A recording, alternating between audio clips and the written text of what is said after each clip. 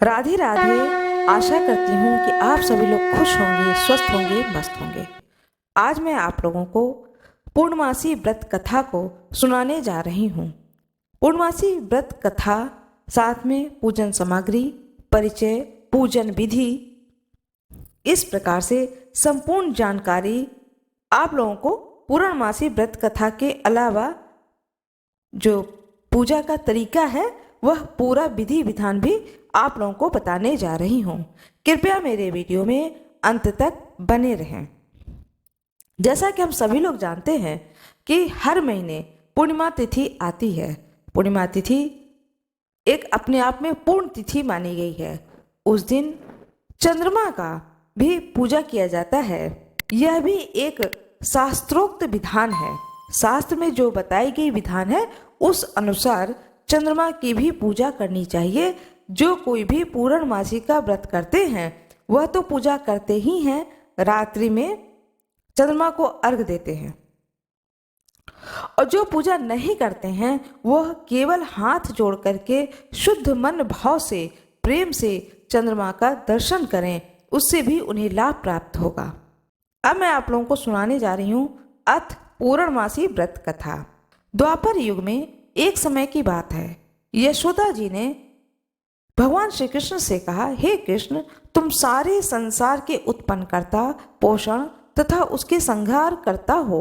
आज कोई ऐसा व्रत मुझसे कहो जिसके करने से मृत्युलोक में स्त्रियों को विधवा होने का भय न रहे तथा यह व्रत सभी मनुष्यों की मनोकामनाएं पूर्ण करने वाला हो। तब श्री कृष्ण भगवान कहते हैं, हे माता, तुमने अति सुंदर प्रश्न किया है। मैं तुमसे ऐसे ही व्रत को सविस्तार कहता हूँ। सौभाग्य की प्राप्ति के लिए स्त्रियों को द्वासिंतस अर्थात 32 पूर्णिमाओं का व्रत करना चाहिए। इस व्रत के करने से स्त्रियों को सौभाग्य और संपत्ति मिलती है। यह व्रत अचल सौभाग्य को देने वाला एवं भगवान शंकर के प्रति मनुष्य मात्र की भक्ति को बढ़ाने वाला है। यशोदा जी कहने लगी, हे कृष्ण, सर्वप्रथम इस व्रत को मृत्युलोक में किसने किया था, इसके विषय में विस्तार पूर्वक मुझसे कहो। तब श्री कृष्ण भगवान कहने लगे कि इस भूमंडल पर एक अत्यंत प्रसिद्ध राजा चंद्रहास से पालित अनेक प्रकार के रत्नों से परिपूर्ण कार्तिका नाम की एक नगरी थी। वहां पर धनेश्वर नाम का एक ब्राह्मण था और उसकी स्त्री अति सुशील रूपवती थी। दोनों ही उस नगरी में बड़े प्रेम के साथ रहते थे। घर में धन धान्य आदि की कोई कमी नहीं थी। उनको एक बड़ा दुख था कि उनके कोई संतान नहीं थी। इस दुख से वह अत्यंत दुखी रहते थे। एक समय एक बड़ा तपस्वी योगी उस नगरी में आ गया। वह योगी उस ब्राह्मण के घर को छोड़कर अन्य सब घरों से भिक्षा लाकर भोजन किया करता था। रूपवती से वह भिक्षा नहीं लिया करता था। वह योगी ने एक दिन रूपवती से भिक्षा न लेकर किसी अन्य घर से भिक्षा लेकर के गंगा के किनारे जाकर के भिक्षा में प्राप्त अन्न को बड़े ही प्रेम पूर्वक खा रहा था कि धनेश्वर ने योगी का यह सब कार्य किसी प्रकार से देख लिया। अपनी भिक्षा के अनादर से दुखी होकर धनेश्वर योगी से बोला, हे महात्मन, आप सब घरों से भिक्षा लेते हैं परंतु मेरे घर की भिक्षा कभी भी नहीं लेते हैं, इसका क्या कारण है? योगी कहने लगे कि नीपुत्री के घर की भीख पतितों के अन्न के तुल्य होता है और जो पतितों का अन्न खाता है वह भी पतित हो जाता है। चूंकि तुम निपुते हो अतः पतित हो जाने के भय से मैं तुम्हारे घर की भिक्षा नहीं लेता हूँ। धनेश्वर यह बात सुन करके अपने मन में बहुत दुखी हुआ और हाथ जोड़ करके उस योगी के पैरों पर गिर पड़ा तथा आर्त भाव से कहने लगा, हे महात्मन, हे महाराज, यदि ऐसा है तो आप मुझको पुत्र प्राप्ति का उपाय बताइए। आप तो सर्वज्ञ हैं, मुझ पर अवश्य ही यह कृपा कीजिए। धन की मेरे घर में कोई कमी नहीं है परंतु मैं पुत्र न होने के कारण अत्यंत दुखी हूँ। आप मेरे इस दुख का हरण करें, आप सामर्थ्यवान हैं। यह सुनकर के योगी कहने लगा, हे ब्राह्मण, तुम चंडी की आराधना करो। हे ब्राह्मण, तुम माता चंडी की आराधना करो। घर जाकर के उसने अपनी स्त्री से सब वृतांत कहा और स्वयं तप के निमित्त वन में चला गया। वन में जाकर उसने माता चंडी की उपासना की और उपवास किया। चंडी माता ने 16वें दिन उसको स्वप्न में दर्शन दिया और कहा, हे धनेश्वर, जा, तेरे पुत्र होगा, परंतु वह 16 वर्ष की आयु में ही मृत्यु को प्राप्त हो जाएगा। यदि तुम दोनों स्त्री पुरुष 32 पूर्णमासी का व्रत विधि पूर्वक करोगे तो वह दीर्घायु हो जाएगा। साथ में यह भी आशीर्वाद दिया, माता चंडी ने, जितनी तुम्हारी सामर्थ्य हो आटे के दिए बना करके भगवान शिव का पूजन करना, परंतु पूर्णमासी के दिन 32 दिए जलाना और जब 32 पूर्णमासी हो जाए तब उद्यापन करना। प्रातः काल होने पर इस स्थान के समीप ही तुम्हें एक आम का वृक्ष दिखाई देगा। उस पर तुम चढ़ करके एक फल तोड़ करके शीघ्र अपने घर चले जाना। अपनी स्त्री से सब वृतांत कहना। ऋतु स्नान के पश्चात वह स्वच्छ होकर के श्री शंकर जी का ध्यान करके उस फल को खा लेगी। तब भगवान शंकर की कृपा से उसको गर्भ ठहर जाएगा। जब वह ब्राह्मण प्रातः काल उठा तो उसने देखा कि उस स्थान के पास ही एक आम का वृक्ष है और उस पर चढ़ करके उस फल को तोड़ने का प्रयत्न किया, परंतु वृक्ष पर कई बार प्रयत्न करने पर भी वह न चढ़ पाया। तब तो उस ब्राह्मण को बहुत चिंता हुई और विघ्न विनाशक श्री गणेश जी की वंदना करने लगा। हे दयानिधि, हे दया विघ्न, अपने भक्तों के लिए विघ्नों का नाश करने वाले, उनके मंगल कार्य को करने वाले, दुष्टों का नाश करने वाले, रिद्धि सिद्धि को देने वाले, आप मुझको कृपा करके इतना बल दें मैं अपनी मनोकामना को पूर्ण कर सकूं। इस प्रकार आर्तनाद करके वह भगवान गणेश से प्रार्थना करने लगा। भगवान गणेश की कृपा से धनेश्वर वृक्ष पर चढ़ गया और उसने एक अति सुंदर आम का फल देखा। उसने सोचा कि जो वरदान से यह फल मिला था वह यही है, क्योंकि और कोई भी फल वृक्ष पर दिखाई नहीं देता है। उस ब्राह्मण ने जल्दी से उस फल को तोड़कर अपनी स्त्री को लाकर दिया और उसकी पत्नी ने अपने पति के कथन अनुसार उस फल को खा लिया और वह गर्भवती हो गई। देवी की असीम कृपा से उसके एक अत्यंत सुंदर पुत्र उत्पन्न हुआ, जिसका नाम उन्होंने देवी दास रखा। माता रानी की कृपा से पुत्र की प्राप्ति होने के कारण देवी की कृपा के कारण देवी और दास, इस तरह से देवी दास नाम रखा। माता पिता के हर्ष और शोक के साथ वह बालक शुक्ल पक्ष के चंद्रमा की भांति अपने पिता के घर में बढ़ने लगा। भवानी की कृपा से वह बालक बहुत ही सुंदर, सुशील और विद्या पढ़ने में बहुत ही निपुण हो गया। दुर्गा जी की आज्ञा के अनुसार उसकी माता ने 32 पूर्णमासी का व्रत रखना आरंभ कर दिया, जिससे उसका पुत्र बड़ी आयु वाला दीर्घायु हो जाए। 16वां वर्ष लगते ही देवी दास के माता पिता को बड़ी चिंता हो गई कि कहीं उनके पुत्र की इस वर्ष मृत्यु न हो जाए। इसलिए उन्होंने अपने मन में विचार किया कि यदि यह दुर्घटना उनके सामने हो गई तो वे इसे कैसे सहन कर सकेंगे। इसलिए उन्होंने देवी दास के मामा को बुलाया और कहा कि हमारी इच्छा है कि देवीदास 1 वर्ष तक काशी में जाकर के विद्या अध्ययन करे। उसको अकेले भी हम लोग नहीं छोड़ना चाहते हैं, इसलिए साथ में तुम भी चले जाओ। 1 वर्ष के पश्चात इसको वापस लौटा लाना। सब प्रबंध करके उसके माता पिता ने काशी जाने के लिए देवी दास को एक घोड़े पर बैठा करके उसके मामा को उसके साथ में कर दिया, किंतु यह बात उसके मामा या किसी और से नहीं कही। धनेश्वर ने सपत्नीक अपने पुत्र की मंगल कामना तथा दीर्घायु के लिए भगवती दुर्गा की आराधना और पूर्णमासी का व्रत करना आरंभ कर दिया। इस प्रकार बराबर 32 पूर्णमासी का व्रत पूरा किया। कुछ समय पश्चात एक दिन वह दोनों मामा और भांजे मार्ग में रात्रि बिताने के लिए किसी ग्राम में ठहरे हुए थे। उस दिन उस गांव में एक ब्राह्मण की अत्यंत सुंदर, सुशील, विदुषी, गुणवती कन्या का विवाह होने वाला था। जिस धर्मशाला के अंदर वह और उनकी बारात ठहरी हुई थी, उसी धर्मशाला में देवीदास और उसके मामा भी ठहरे हुए थे। संयोगवश कन्या की तेल आदि चढ़ाकर मंडप आदि का कृत्य किया गया तो लगन के समय वर को धनुर्वात हो गया, अर्थात वर को मूर्छा आ गई।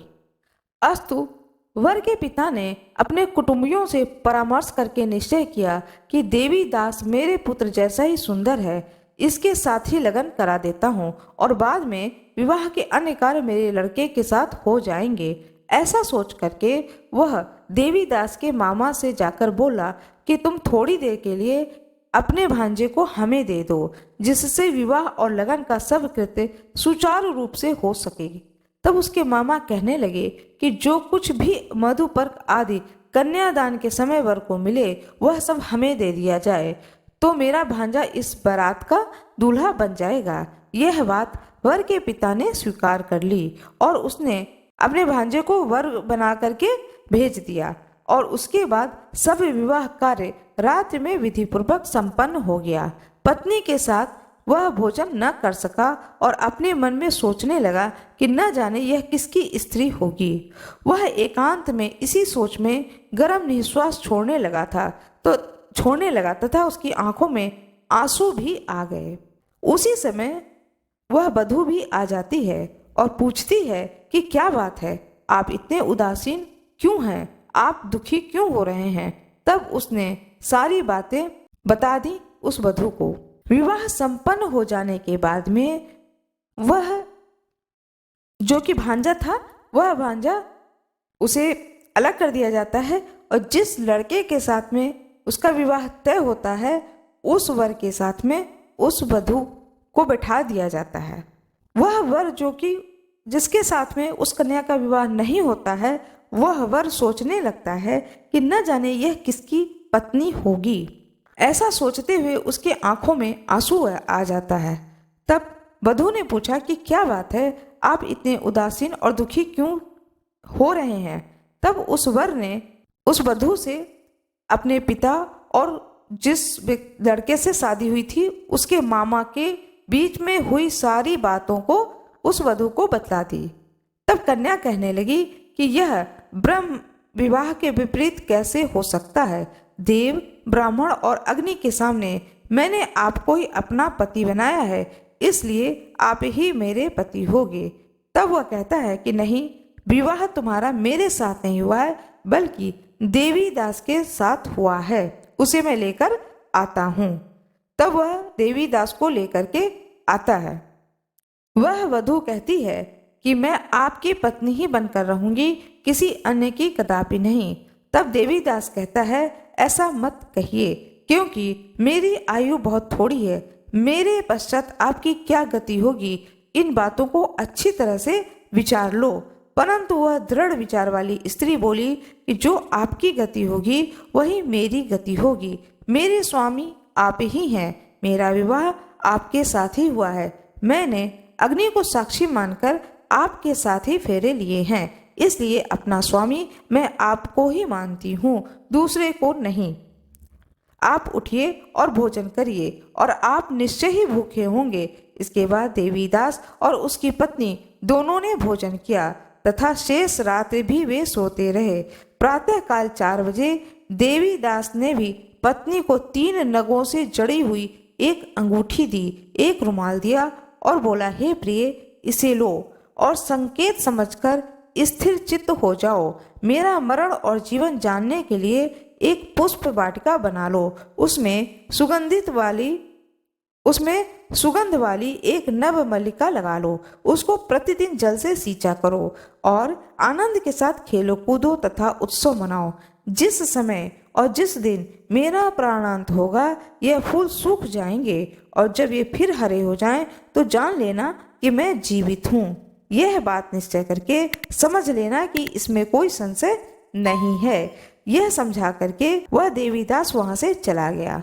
प्रातः काल होते ही वहां पर बाजे गाजे बजने लगे। जिस समय विवाह के कार्य समाप्त करने के बाद में वर तथा सब बाराती मंडप में आए, तो कन्या ने वर को भली प्रकार से देख करके अपने पिता से कहा कि यह मेरा पति नहीं है। मेरा पति वही है जिसके साथ रात्रि में मेरा पाणी ग्रहण हुआ था। जिसके साथ मेरा विवाह नहीं हुआ है यह मेरा पति नहीं है। यदि यह वही है तो बताए कि मैंने इसको क्या दिया। मधुपर्क और कन्यादान के समय जो मैंने भूषण आदि दिए थे उन्हें दिखाए। रात में मैंने क्या बातें की थी वह सब सुनाए। पिता ने उसके कथन अनुसार वर को बुलवाया। कन्या की बातें सुनकर वह कहने लगा कि मैं कुछ भी नहीं जानता हूँ। सारी बारात अपमानित होकर के वहां से लौट गई। भगवान श्री कृष्ण बोलते हैं, हे माता, इस प्रकार देवीदास काशी विद्या अध्ययन के लिए चला गया। जब कुछ समय बीत गया तो काल से प्रेरित होकर के एक सर्प रात्रि के समय उसको डसने के लिए वहां पर आ गया। उस विषधर के प्रभाव से उसके शयन का स्थान चारों ओर विष की ज्वाला से विषैला हो गया, परंतु वृत्रराज के प्रभाव से उसको काटने ना पाया, क्योंकि पहले ही से उसकी माता ने 32 पूर्णिमा का व्रत कर रखा था। इसके बाद मध्याह्न के समय स्वयं काल वहां पर आया, उसके शरीर पर पड़ा। भगवान की कृपा से उसी समय पार्वती जी के साथ में भगवान शंकर वहां पर आ गए। उसको मूर्छित दशा में देखकर पार्वती जी ने भगवान शिव से प्रार्थना की कि हे महाराज, इस बालक की माता ने पहले 32 पूर्णिमा का व्रत किया है, जिसके प्रभाव से हे भगवान आपको इसको प्राणदान देना चाहिए। भवानी के कहने पर भक्त वत्सल भगवान शिव ने उसको प्राणदान दे दिया। इस व्रत के प्रभाव से ही वह स्वस्थ होकर के बैठ गया। इधर उसकी स्त्री उसके काल की प्रतीक्षा करती थी। उसने देखा कि उस पुष्प वाटिका में पत्र और पुष्प कुछ भी नहीं रहे, तो उसको अत्यंत आश्चर्य हुआ। जब वह वैसे ही हरी भरी हो गई तो वह जान गई कि उसके पति जीवित हैं। यह देख करके वह बहुत ही प्रसन्न हुई और अपने पिता से कहने लगी कि पिताजी, मेरे पति जीवित हैं, आप उनको ढूंढिए। जब 16वां वर्ष बीत गया तो देवदास भी अपने मामा के साथ काशी से चल दिया। इधर उसके ससुर उसको ढूंढने के लिए अपने घर से जाने वाले ही थे कि वो दोनों मामा भांजे वहां पर आ गए। उनको आया देख करके उनके ससुर बड़े ही प्रसन्न हुए और अपने घर में ले गए। उस समय नगर के वासी भी वहां इकट्ठे हो गए और सबने निश्चय किया कि अवश्य ही इसी बालक के साथ इस कन्या का विवाह हुआ था। उस बालक को जब कन्या ने देखा तो वह पहचान गई और बोली कि ये वही हैं जिनके साथ में मेरा विवाह हुआ था। तद उपरांत सभी कहने लगे कि भला हुआ जो यह आ गया, और सब नगरवासियों ने आनंद मनाया। कुछ दिन बाद देवीदास ने अपनी पत्नी और मामा के साथ अपने ससुर के घर से बहुत सा धन दहेज में लेकर अपने घर के लिए प्रस्थान किया। जब वह अपने गांव के निकट आ गया तो कई लोगों ने उसको देखकर उसके माता पिता को पहले ही जाकर खबर दे दी कि तुम्हारा पुत्र देवीदास अपनी पत्नी और मामा के सहित आ रहा है। ऐसा समाचार सुनकर पहले तो उन्हें विश्वास ही नहीं हुआ, किंतु जब और लोगों ने भी उसकी बात का समर्थन किया तो उनको बड़ा ही आश्चर्य हुआ। लेकिन थोड़ी देर में देवीदास ने आकर अपने माता पिता के चरणों में अपना सिर रखकर प्रणाम किया और उसकी पत्नी ने अपने सास ससुर के चरणों का स्पर्श किया तो माता पिता ने अपने पुत्र और पुत्रवधू को अपने हृदय से लगा लिया और दोनों की आंखों से प्रेम आंसू बहने लगे। अपने पुत्र और पुत्रवधू के आने की खुशी में धनेश्वर ने बड़ा भारी उत्सव किया और ब्राह्मणों को बहुत सी दान दक्षिणा देकर प्रसन्न किया। भगवान श्री कृष्ण कहने लगे कि इस प्रकार से धनेश्वर 32 पूर्णिमाओं के व्रत के प्रभाव से पुत्रवान हो गया। जो भी स्त्रियां इस व्रत को करती हैं वे जन्म जन्मांतरों में वैधव्य का दुख को नहीं भोगती हैं, सदैव सौभाग्यवती रहती हैं। यह मेरा वचन है, इसमें कोई संदेह नहीं है। यह व्रत पुत्र पौत्रों को देने वाला, संपूर्ण मनोकामनाओं को पूर्ण करने वाला, 32 पूर्णमासी के व्रत करने से व्रती की सब इच्छाएं भगवान शिव की कृपा से पूर्ण हो जाती है।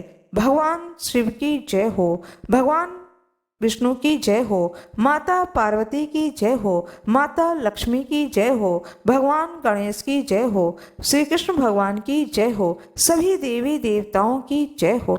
जिस प्रकार से भगवान शंकर ने धनेश्वर को संतान, सुख, संपत्ति, सौभाग्य दिया, इसी तरह से कथा सुनने वाले को और कथा सुनाने वाले को भी भगवान शंकर प्रसन्न होकर के सभी कुछ प्रदान करें, सभी का मंगल हो।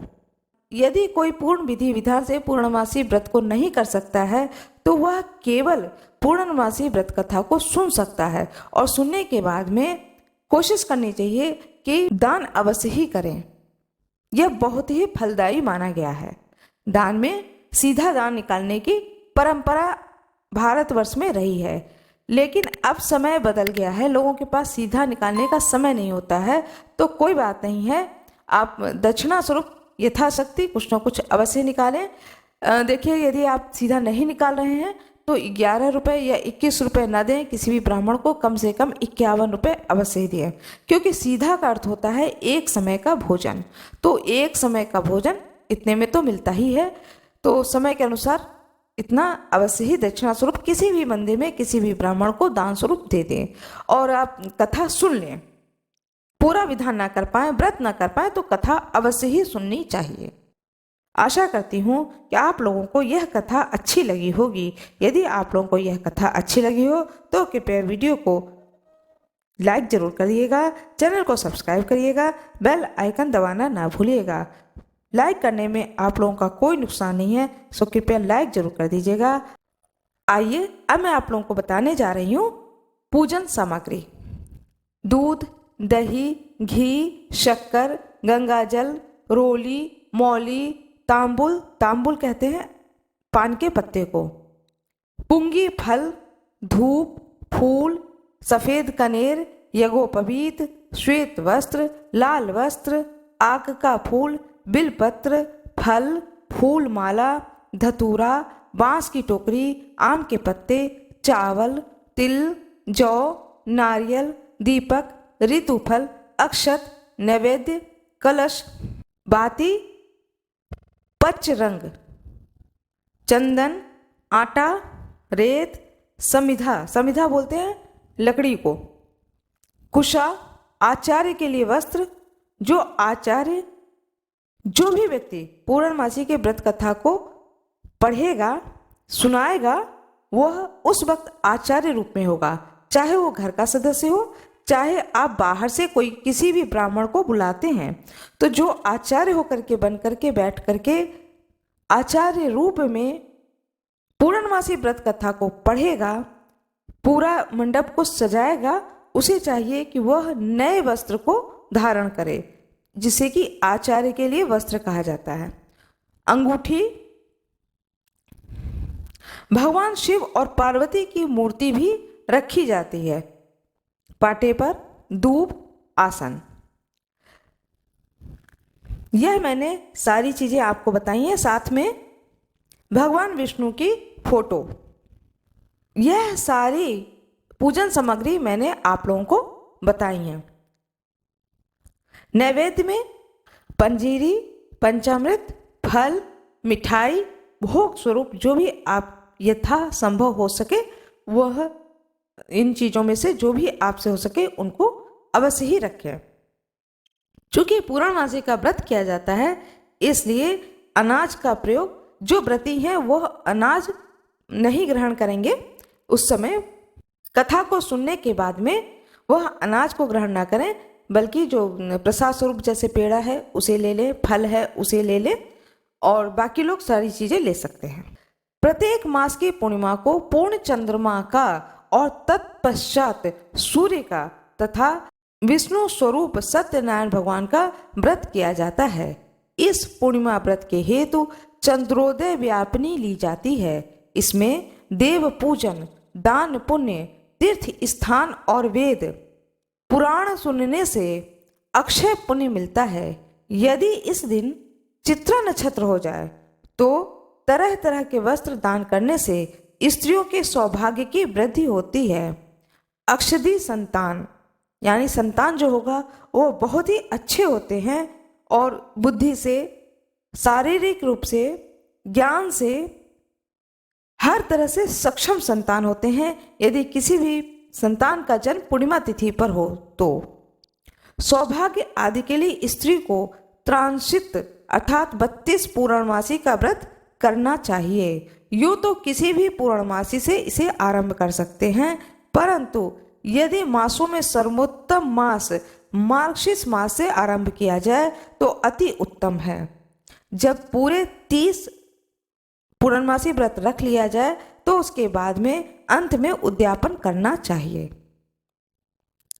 पूर्णमासी का व्रत का पूजन विधान यह है कि पूर्णमासी का व्रत धारण करने वाले स्त्री व पुरुष को प्रातः काल 4 बजे ब्रह्म मुहूर्त में उठ करके स्नान आदि से निवृत्त होकर के जो जेंट्स हैं वह संध्या पूजन तथा नित्य कर्म करना चाहिए। हो सके तो इस दिन आसपास यदि कोई तीर्थ स्थल हो, तीर्थ स्वरूप गंगा नदी हो, यमुना नदी हो, कोई भी नदी हो, इन प्रकार की नदियों में स्नान भी करना चाहिए। सबसे पहले एक स्थान को साफ कर लें जहाँ पर आपको पूजा करनी है। फिर उस स्थान पर एक चौकी रखें, चौकी के ऊपर पीला वस्त्र बिछाएं, पीले वस्त्र के ऊपर भगवान विष्णु की फोटो या प्रतिमा रखें, केले का मंडप बनाएं और वहाँ पर भगवान उसी जो चौकी है उसी चौकी पर केले का मंडप बनाएं, भगवान विष्णु के फोटो को रखें, भगवान शिव और पार्वती की भी प्रतिमा को रखें, भगवान गणेश की प्रतिमा को रखें, लड्डू गोपाल को रखें और घर में जो ठाकुर जी होते हैं उनको भी स्थापित करें।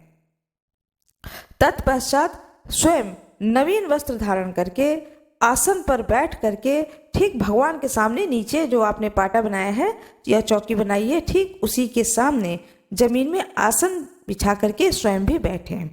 फिर संकल्प लें, देश काल आदि के उच्चारण के साथ हाथ में जल लेकर के स्वयं संकल्प करें कि आज मैं भगवान की विधि विधान से पूजा करने जा रहा हूँ अथवा जा रही हूँ।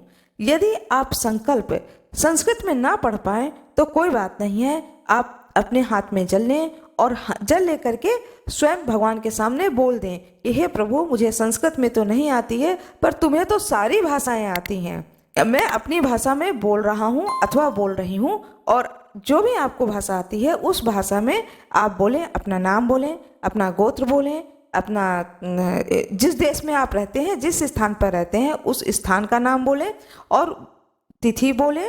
तिथि बोलने के बाद में आप संकल्पित हों, स्वयं से कहें कि हे प्रभु, मैं संकल्पित कर रहा हूँ खुद को कि मैं पूर्णिमा का आज व्रत को धारण कर रहा हूँ अथवा कर रही हूँ और विधि विधान से यथाशक्ति पूजन को कर रही हूँ या कर रहा हूँ और जो कुछ भी पूजन सामग्री यथाशक्ति है मैंने व्यवस्था करी है और कुछ यदि छूट गया है तो उसके लिए आप मुझे क्षमा करें और मन से भाव से मैं आपकी पूजा को करूं और आप मेरे इस पूजा को स्वीकार करें। इस चीज को अवश्य ही बोल दें, इससे आपसे कोई भी त्रुटि होगी तो ईश्वर आपको क्षमा करेंगे। बड़े सरल भाव से, ईश्वर बहुत ही सरल है, उनके सामने छल की जरूरत नहीं है। आप अपनी बात को, अपने मनोभाव को बड़े ही सरलता के साथ कह दें, ईश्वर समझ जाते हैं। अब मैं आपको आगे का पूजन विधान बताने जा रही हूँ। इस तरह से संकल्प लेने के बाद में अब भगवान गणेश का आवाहन करें, भगवान वरुण देवता का आवाहन करें, कलश स्थापना करें, सारे भगवान को स्नान कराएं, एक लोटे में जल रखें, उसके अंदर फूल रखें और उस फूल के द्वारा सारे भगवान पे जल छिड़कें, चंदन लगाएं, कलश में भी स्वास्तिक का चिन्ह बनाएं, उसके बाद में अक्षत चढ़ाएं, भगवान को वस्त्र पहनाएं, दीपक जलाएं, धूप बत्ती जलाएं, जो भी नैवेद्य है वह सारे नैवेद्य भोग प्रसाद स्वरूप उसी जगह पर उसी स्थान पर रख दें। नवग्रह बनाएं, नवग्रह को भी एक पाटे पर स्थापित करें, उसके बाद में उनकी भी पूजा करें। इसी तरह से जल चढ़ाएं, फूल चढ़ाएं, धूप दिखाएं, नैवेद्य चढ़ाएं और उनकी भी पूरी पूजा करें। अक्षत, चंदन, पुष्प, धूप ये सारी चीजें दिखा करके नैवेद्य चढ़ा करके फिर आचमन करें, सुपारी चढ़ाएं, दक्षिणा में भेंट भी चढ़ाएं, दक्षिणा चढ़ाएं। इस प्रकार से पूजा करें। भगवान विष्णु की सबसे पहले गणेश जी की पूजा करें, फिर भगवान विष्णु की इसी तरह से पूजा करें, फिर भगवान शंकर की प्रतिमा को भी इसी प्रकार से पूजा करें। यज्ञोपवीत पहनाएं। फिर एक श्लोक मैं सुना रही हूं, इस श्लोक को अवश्य ही पढ़ें। श्रीखंडम चंदनम दिव्यम गंधदार्ढ्यम सुमनोरमम। श्रीखंडम चंदनम दिव्यम गंधाडयम सुमनोहरम विलेपनम सूरश्रेष्ठ चंदनम प्रतिगृहताम।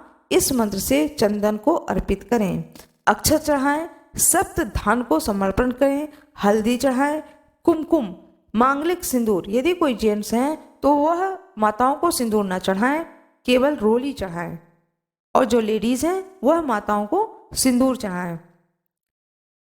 माला अर्पण करें, माल्यादीनि सुगंधीनि माल्यादीनि वै प्रभु मया आत्हितानि पूजार्थ पुष्पानि प्रतिगृहताम। इन 2 मंत्रों से सुगंधित पुष्प अर्पण करें, धूप दें, दीप दिखाएं, नैवेद्य को चढ़ाएं, फिर मध्य में जल को चढ़ाएं, चंदन चढ़ाएं। इस प्रकार से भगवान शंकर की पूजा करें। फिर भगवान शंकर को जो भी भगवान शंकर की प्रतिमा हो, मूर्ति हो, शिवलिंग हो, जो भी आपके घर में हो, उनकी पूजा करें। उनकी पूजा में नहलाना है, चंदन चढ़ाना है, फल चढ़ाना है, दूध चढ़ाना है, दही चढ़ाना है, सब चीज़ चढ़ा करके भगवान शंकर का यथाविधि से पूजन करें। फिर भगवान शंकर के 100 नाम के मंत्रों का उच्चारण अवश्य ही करना चाहिए।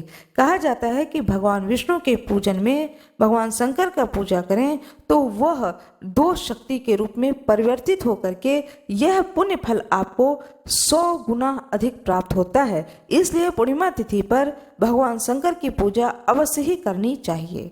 भगवान शिव के 100 नाम 100 नाम का मंत्रों के साथ उच्चारण करना चाहिए। वह 100 नाम है जिसे कि मैं अब पढ़ने जा रही हूँ। ओम शिवाय नमः, ओम भौमाय नमः, ओम रुद्राय नमः, ओम नीलकंठाय नमः, ओम सोमनाथाय नमः, ओम वेदसे नमः, ओम कपर्दिने नमः, ओम वृषभध्वजाय नमः, ओम सुरेशाय नमः, ओम व्योमकेशाय नमः, ओम सोमेश्वराय नमः, ओम शिपिविष्ठाय नमः, ओम भर्गाय नमः, ओम ब्याल प्रियाय नमः, ओम दिगंबराय नमः, ओम उमाकांताय नमः, ओम तपोभगाय नमः, ओम व्याल नाम पते नमः, ओम व्यसाय नमः, ओम व्यालाय नमः, ओम त्रिपुरकांताय नमः, ओम सिंहाय नमः, ओम शार्दुलाय नमः, ओम पृथुनाम पते नमः, ओम ईशाय नमः, ओम व्याघ्राय नमः, ओम अमिताय नमः, ओम महीधराय नमः, ओम अतिमाय नमः, ओम बुद्धिनाय नमः, ओम सिद्धापते नमः, ओम परिमेष्ठने नमः, ओम कपोताय नमः, ओम शिष्टाय नमः, ओम परात्मने नमः, ओम विष्ठाय नमः, ओम वेद गीताय नमः, ओम गोप्ताय नमः, ओम दीर्घाय पाय नमः, ओम वेद गुह्याय नमः, ओम दीर्घाय नमः, ओम भद्राय नमः, ओम जगत प्रतिष्ठाय नमः, ओम व्योम रूपाय नमः, ओम गर्भ क्रंते नमः, ओम नील लोहिताय नमः, ओम उनादित्याय नमः, ओम सुमहसे नमः, ओम अंधिका सुरमर्दिने नमः, ओम शुक्लाय नमः, ओम चंदाय नमः, ओम भक्ति प्रियाय नमः, ओम अव्याय नमः, ओम महेशाय नमः, ओम त्रिनेत्राय नमः, ओम हराय नमः, ओम महादेवाय नमः, ओम वेदांग गणाय नमः, ओम त्रिदेवाय नमः, ओम अर्थाय नमः, ओम अर्थ रूपाय नमः, ओम परमार्थाय नमः, ओम विश्व रूपाय नमः, ओम विश्वासाय नमः, ओम लाल बंध रूपेभ्यो नमः, ओम शंकराय नमः, ओम कालाय नमः, ओम विश्वनाथाय नमः, ओम अरुणाय नमः, ओम विट्टपाय नमः, ओम सूक्ष्माय नमः, ओम असूक्ष्माय नमः, ओम रुद्र भूमिश्राय नमः, ओम श्मशान वासिने नमः, ओम कृतिवाससे नमः, ओम शशांक शेखराय नमः, ओम दुर्गाय नमः, ओम दुर्गापराय नमः, ओम दुर्गाबाय वसाक्षिणे नमः, ओम लिंग रूपाय नमः, ओम प्रायार्थाय नमः, ओम लिंगाय नमः, ओम लिंगनापते नमः, ओम प्रवाह रूपाय नमः, ओम करुणाकरणाय नमः, ओम अतिसंकटा नमः, ओम भार्गाय नमः, ओम काशीनाथाय नमः, ओम कंदर्पनाय नमः, ओम कंदर्पन्याय नमः, ओम पुरुषोत्तमाय नमः, ओम जगन्नाथाय नमः, ओम कालकूट भक्षणाय नमः, ओम पंचवक्त्राय नमः। शिव जी के इन 7 नामों से जप करते हुए शिव जी को नमस्कार करें। हो सके तो 100 बार नमस्कार करें, क्योंकि रामचरितमानस में तुलसीदास जी वर्णन करते हैं कि जब नारद जी ने श्राप दिया है भगवान विष्णु को, तो जब माया खींच लेते हैं भगवान विष्णु, तो नारद जी को बहुत पश्चाताप होता है और वह भगवान विष्णु के चरण पकड़ लेते हैं और कहते हैं कि हे प्रभु, मैंने आपको अपशब्द कहे हैं, आप मुझे क्षमा करें और वह विधान बताएं जिससे कि आप मुझ पर प्रसन्न हो। तब भगवान विष्णु कहते हैं कि तुमने जो कुछ भी कहा है वह मेरी इच्छा से कहा है, लेकिन तुम मेरे प्रिय भक्त हो, इससे मैं तुम्हें बताता हूँ। मुझे भगवान शंकर अत्यंत प्रिय हैं। जाकर के भगवान शंकर के 100 नाम को नित्य पाठ करो। जब स्वयं भगवान विष्णु नारद जी से कह रहे हैं कि जाकर के 7 नाम पढ़ो, भगवान शंकर के 100 नाम पढ़ो, उससे मैं अत्यंत प्रसन्न होऊंगा, तो इस पूर्णमासी के व्रत में भगवान शंकर की आराधना अवश्य ही करनी चाहिए। यह मैंने आप लोगों को पूर्णमासी व्रत का पूरा विधान बताया है, पूजन विधान बताया है। आशा करती हूँ कि आप लोगों को यह वीडियो अच्छी लगी होगी। यदि आप लोगों को यह वीडियो अच्छी लगी हो, यह जानकारी अच्छी लगी हो, तो कृपया वीडियो को लाइक जरूर करिएगा, चैनल को सब्सक्राइब करिएगा, बेल आइकन अवश्य ही दबा दीजिएगा।